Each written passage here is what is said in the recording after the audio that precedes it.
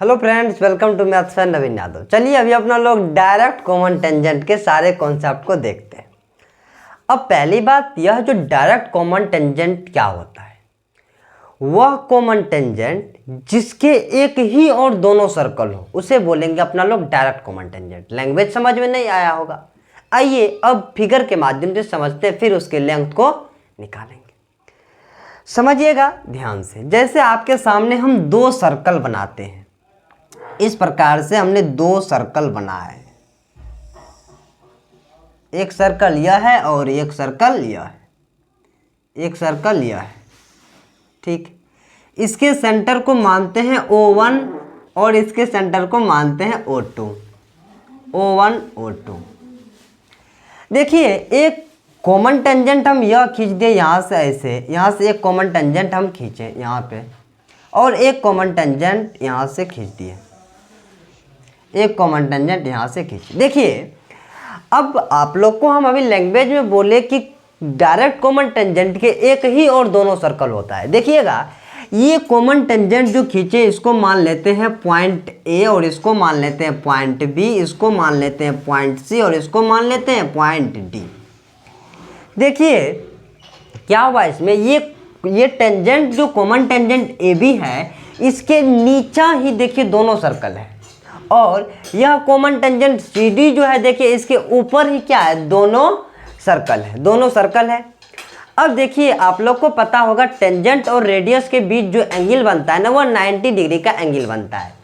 तो यहाँ पे देखिए इसको जब यहाँ से मिलाएंगे तो यहाँ पे एंगल बनेगा 90 डिग्री का, 90 डिग्री का एंगल बनेगा, और यहाँ से इसको भी मिलाएंगे तो कितना डिग्री का एंगल बनेगा, 90 डिग्री का एंगल बनेगा यहाँ पे, ठीक है। अब देखिए क्या करते हैं, और ये दोनों सर्कल के जो सेंटर के बीच का डिस्टेंस है ना, इसको मान लेते हैं क्या, डी मान लेते हैं।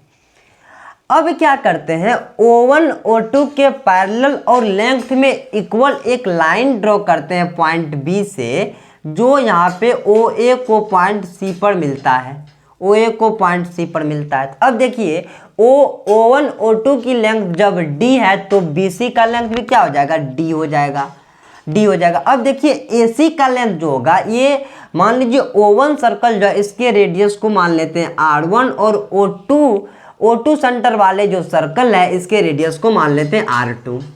अब देखिए इसके पैरेलल है O1 O2 के पैरेलल है BC, तो यहाँ से जब AC की लेंथ निकालेंगे, AC की लेंथ वह क्या हो जाएगा, R1 माइनस R2, और अपना लोग को BC का लेंथ पता है क्या, D पता है।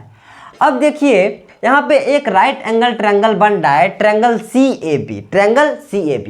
राइट एंगल ट्रायंगल में क्या होता है, हाइपोटेन्यूस के स्क्वायर माइनस किसी एक साइड के स्क्वायर जब कर देते हैं ना, तो एक साइड जो बचता है ना उसका स्क्वायर प्राप्त हो जाता है, उसका स्क्वायर प्राप्त हो जाता है। देखिए यहाँ पे एक राइट एंगल ट्रायंगल बन रहा है, ट्रायंगल CAB। ट्रायंगल CAB में जब अपना लोग AB निकालेंगे ना, AB, तो क्या हो जाएगा, रूट अंडर हाइपोटेन्यूस का स्क्वायर, हाइपोटेन्यूस D है तो D square minus R1 minus R2 का स्क्वायर, ठीक है। यही डायरेक्ट कॉमन टेंजेंट के लेंथ निकालने का फॉर्मूला है। आज का यही प्यारा सा कॉन्सेप्ट था। Thank you so much.